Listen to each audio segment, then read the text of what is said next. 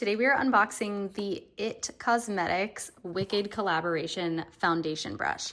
Now they've also released a green one. It's like a green with purple for Alphabet, or I think it's like green stem with purple brush, something like that. But I picked up this one because I thought it was just a little bit more me.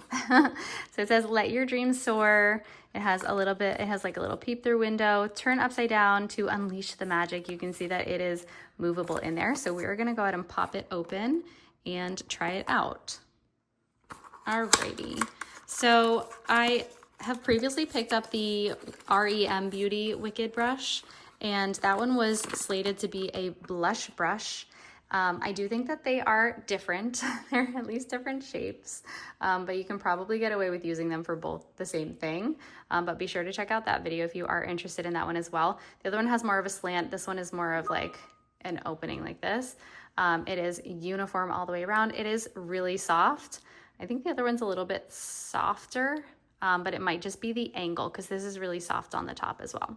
Now, I don't change my brushes super often, but feeling this now, I can tell that this is softer than some of my other brushes, so I'm glad to have a new one.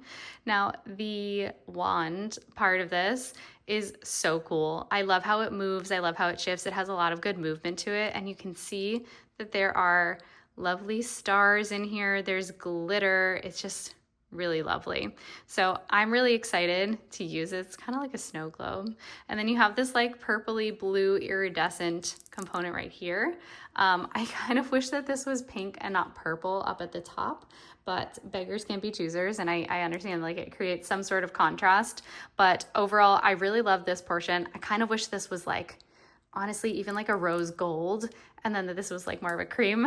But let me know what you think in the comments below. Thanks so much for watching, and be sure to subscribe. Ball gown, never mind.